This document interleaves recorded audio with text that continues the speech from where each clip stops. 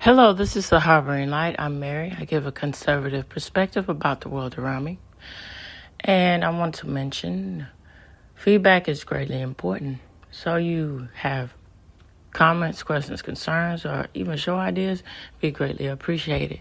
You can reach me through email, Substack, X, and of course fill up the comments in YouTube.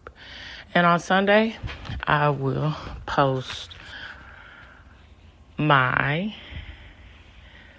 third episode of Messages in a Bottle.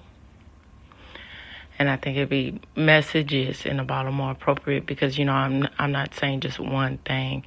I'm saying, kind of play on words there. So I will post that on Sunday for all you supporters out there that support content for all of y'all. Greatly appreciate it.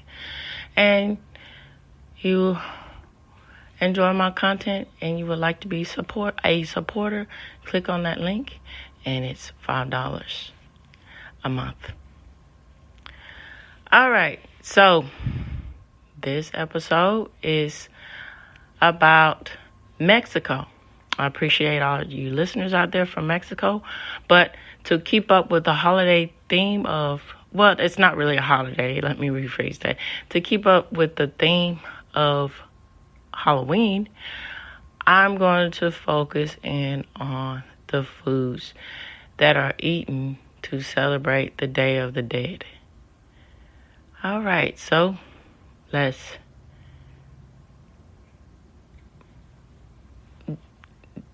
get into this and learn a little more about this culture. Here we go.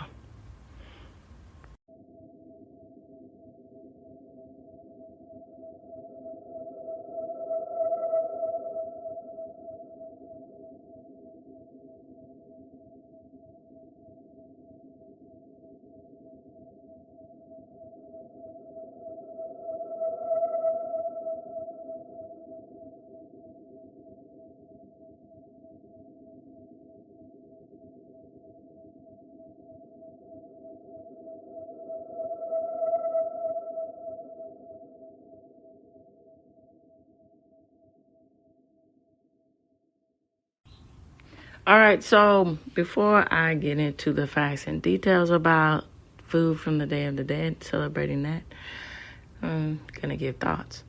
So, I think food, along with the preparation of it and the presentation of it, says a lot about the aspects of what people find. As I said in a previous episode about on Friday about focusing in on foods, it says even more so about what people value in culture. And so I'm going to say this early before I get into the aspect of, so on next Friday, I'm going to cover my listener out there, the original listener out there that was there with me when I was on Anchor, from Israel and specifically Tel Aviv. And I think that I'm remembering that's Tel Aviv because Tel Aviv, it gives more of an insight of Israel other than the religious, war-torn aspects of the country. It gives more of a different perspective instead of just highly focusing in on that. And so my whole point of going back and saying about food and setting it up and then talking about food, on Fridays is that it breaks a lot of barriers down more than a lot of other things. For instance, music, even literature, art, things like that. It gets down to the basic, fundamental heart of the matter that I think, from my point of view, that food is all about nourishment, and on top of that, it's all about enjoyment too, and then sharing. It's really a humble thing when you break it down to the aspects of the nature of food. And of course, there's you get into other aspects that are negative. Of course, everything has a negative aspect about it, but, you'll drive yourself crazy if you focus in on those things. But at the heart of the matter, food is a driving force for bringing people together in more of a comforting way, more of a acceptable way, to where it's not so polarized, to where people agree for the most part about what they find interesting about food, or what they like, what they don't like. All right, here we go. Let's get into the aspects of food that is eaten on the Day of the Dead. And of course, this source will be provided for you in this episode. So it's entitled, and this is by Rosetta Stone, which is a really good company as far as learning languages. And it's also interesting, going back to Rosetta Stone, the actual stone, it has in it many different languages. So hence the Rosetta Stone. All right, it's entitled 10 Traditional Day of the Dead Foods for an Unforgettable Feast. So this was updated. It was originally published March 8th of 2024 of this year. But it was updated May 9th of 2024. All right, it says, one of the most exquisite parts of Day of the Dead in Mexico is the food. Families usher the spirits of their loved ones back to the land of the living on November 1st and 2nd by building ofrendas. And then, again, how that links into when I was on Wednesday addressing the aspect of the Celtic culture and getting that connection back, and how the living and the spirit world, is linked to reconnecting with that, and how those little things sprinkled around in different cultures, that's another aspect to unite people, and to say, specifically with mythology, to say that, ideas as far as being the thought process about how to process death and wanting to reconnect is similar. And then people can find more of a connection to that when they get back to the roots about things like this, as far as folklore, myths, and things of that nature. All right, so lined with their favorite foods. Some are sweet, like dulces típicos, original sweets, while others, like mole, lean more savory. Some meals are typically prepared in large quantities, so there's more than enough of each dish to go around. If you can't make it to Mexico to join the festivities, you can host your own Dia de los Muertos celebration, of course, which means the Day of the Dead celebration this year. So choose your favorites on the list below, or go all out with a full menu. There's plenty of varieties to choose from, and if you're new to the Mexican cuisine, a whole new world of flavor to discover. So when it comes to holidays in Mexico, there's so much to explore. Learning Spanish can help you connect more fully with the people behind these incredible traditions and festivities. And that's exceptionally true. When you go to other countries, and then focusing that back to America, with when other people from other countries, come and visit us and visit this culture, that's a huge part of it, learning the language and breaking down that language barrier.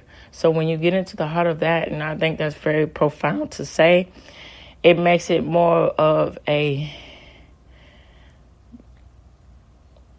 relatable experience, because and it makes it more meaningful, because you're not, as far as from a psychological point of view and enjoyment. So what am I saying about that? So you don't feel nervous, you feel more confident because you understand the language. And now needless to say, that's a hard defeat to take, to learn so many different languages, but to at least attempt to know the basics of how to get around. It's a good thing. It puts that extra level of ease and that extra level of understanding when you go and travel to these other countries. And then again, with other countries coming to America, it obliterates the aspect of feeling like you're pretty much a man of his own island, where you feel isolated. All right. So when it comes, so like I was saying about the holidays, there's much to explore. So Rosetta Stone is, that's a nice tool to pick up. And that's very true. Now, I purposely chose this article to reinforce the aspect and the idea to understand that it's a good thing, specifically when you're traveling, or specifically when you want to, broaden your horizons about other cultures. Language is a key factor to that. And that also is another gateway to get people, and another channel, more along the lines of, instead of saying gateway, more another channel to get people connected instead of divisive. And, I would suggest, too, that if y'all who are listening to me, if you're interested in learning another language, Rosetta Stone is pretty neat. So, again, I'm not getting paid from Rosetta Stone to promote them. I just think it's a pay it forward kind of mentality about things.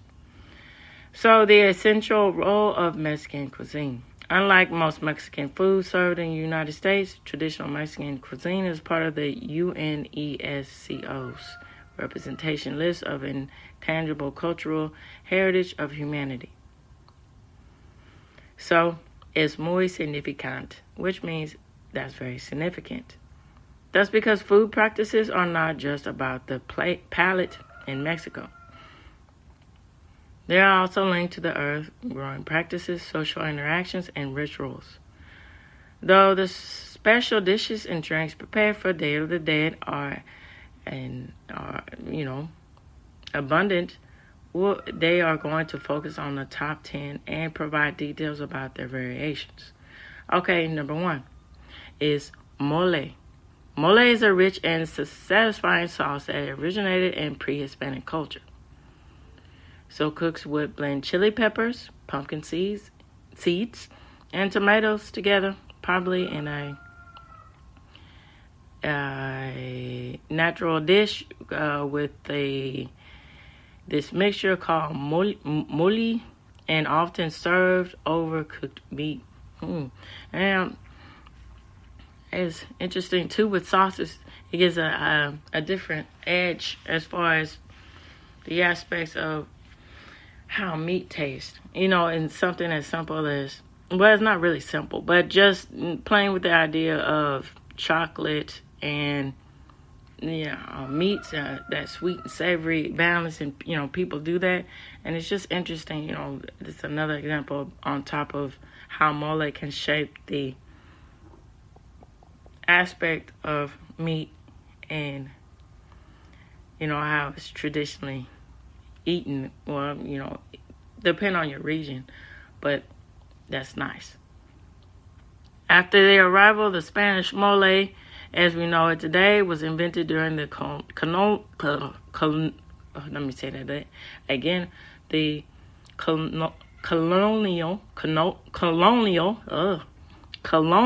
there we go, period. Probably in Puebla, and for instance, by introducing new ingredients to the recipe, such as tomatoes, vegetables, and fresh or dried fruits. So a wide range of spices like cumin or cinnamon are also incorporated into this delicacy. Moles are usually served over a piece of chicken, turkey, or pork, and has the accompanying accompanying the taste with rice and perhaps beans or a salad. And tortillas to add on to this to soak up every drop of this delectable dish. All right, so there's other aspects of mole. So they say mole verde, and they say mole Colorado, and they have mole chilo. Help me out there, y'all that listen to me from Mexico. Feel free to email me, fill up comments on YouTube. Be greatly appreciated. So mole negro, which means black mole, is due to its appearance from the use of dark chocolate and raisins. And, this gets into the aspect of more of some mole that I know about. So, when I was mentioning about that savory, the sweet as far as using chocolate, and containing peanuts, almonds, plus chilies mole, and it's one of the most popular and beloved moles. So mole poblano, another popular mole, is invented in Puebla. Poblano refers to both people and items from Puebla. So made with 3 types of chilies, this mole has a dark red color that is nearly brown because of the chocolate and dark colored spices. So, mole amarillo, despite its name, which means yellow, this mole varies in colors from yellowish to reddish and every color in between. So it's thickened with cornmeal with that one. And this is typically with quesadilla dishes. Mole verde, another mole, which means green. This mole is one of the few moles prepared with fresh chili peppers. And mole colorado means red colored, and this mole is deep in tone. It's familiar, with the aspect of the red color. So this recipe is used with red and green tomatoes plus raisins. All right, so I'm gonna get on to pan de muerto. So typically when I hear about pan and what I understand, about learning about Spanish and the language, pan is typically associated with something sweet. So here we go. So directly translated as bread of the dead, pan de muerto, it comes into a multitude of shapes and sizes. While most pan de muerto is made with an egg-based dough, its color and flavors vary widely, though a delicate touch of anise or orange are often presented. No Day of the Dead altar is complete without pan de muerto. By many living beings living beings love to eat it too, especially with hot chocolate or an atole, which they'll talk about soon. And they go on to say, pan de muerto at the outdoor food markets and the bakeries are represented for a couple of weeks prior to November 1st and 2nd. And they go on to give examples of some of the pan de muerto. So the traditional aspect of it is round in shape. This bread is often sprinkled with white or red sugar, and it is huesos bones made of dough placed atop in the form of a cross. And then fantasmas, it means ghosts. In some regions, this bread is made into a human form with legs and arms and sprinkled with sesame seeds. And it's muy de la temporado. It's very seasonal. Is another phrase. And then donuts are also dices dispensadas, I believe the pronunciation of that, says the name of this bread means unkempt. But like all other pan de muerto, it carefully is made. This particular type form of a dough or a pretzel is very popular in Mexico City. And so dulces típicos. Most most Day of the Dead altars feature dulces típicos, which despite the apparent aspect of it, it actually means the original sweets. Most which starts with a base of natural ingredients like fruit or whole grain. While many families make these at home, it is possible to buy them ready-made at open-air markets or specialty shops. So here are some different variations or different aspects of dulce típicos. Dulce de calabaza, pumpkin sweets. Also, this is a start with the original winter squash. That's nice. And it says it's also slightly smoky with flavor. And they also add cloves in it and cinnamon sticks, just to name some of the aspects about it. So, dulce de camito, canned sweet potato, is prepared much like pumpkin sweet recipe and can be eaten as sweet in other ways all year round. So, the chocolate skulls. So these candies tend to be made of milk chocolate and are more like a traditional candy. All right, so pozole, I believe the pronunciation of that. So it looks quite good. So you've probably gotten a sense of the dishes in Mexico tend to have a lot of regional variations. And pozole is no exception in rich filling soup. And y'all from Mexico, help me out with this. It would be greatly appreciated about the pronunciation of this. So always contain either pork or chicken, but there are vegetarian varieties of it. So we have red or white pozole and it's eaten in the northern place, in the northern aspect of Mexico.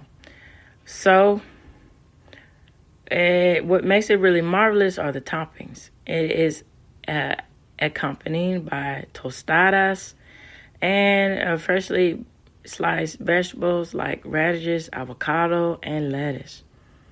And it's topped off with some oregano and dried chili powder. Muy rico, which means very tasty. Tamales.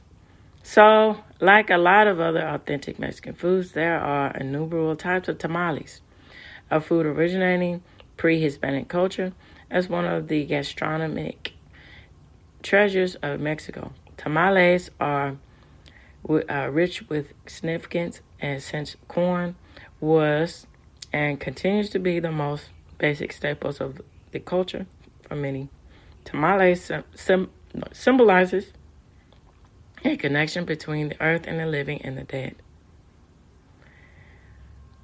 So, singular of tamales is tamala in Spanish. And tamala making start with a corn husk of banana leaf, which is then filled with the corn mixture and salsa. So here are some variations of tamales. Tamales de mole. It's a specialty and of this, and it has it's enveloped in bananas, leaves, and chicken and mole inside. So we have tamales de rajas. Rajas are thin slices of chili peppers These tamales usually have red salsa and queso fresco, which means fresh cheese. Tamale verdes. Tamale verdes contains green salsa and pork or chicken. Tamales dulce is a sweet tamale, sometimes pinkish in color. And let me get to hot chocolate. So, end of the year Mexican holidays always feature a hot chocolate as a pre-Hispanic food. There's a long tradition in Mexico. Enjoy this with warm drink, but most Mexicans do not use milk for their hot chocolate. Instead, the most popular way to drink it is known as chocolate de agua. When chocolate ground with sugar, spices, and sometimes almond is melted with hot water and froth. That sounds good. And it's also preferred with milk, but be sure to order chocolate de leche. And let me get to Mixitos de Borrego. This is a Mexican barbacoa. Is comprised with sticky sweet ribs from Missouri, smoky brisket, that is, from Texas, and a whole variety of hot links that emerge as a clever way to recycle meat scraps. Mixitoa is Mexican's version of pit fire barbacoa, and is most popular in the basin of Mexico. Okay, so all right.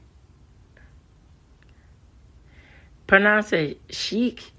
I believe the pronunciation of that. This dish is also the zeke. This dish is also originated in Yucatan region of Mexico. Contains orange slices, chili, lime juice, just to name a few.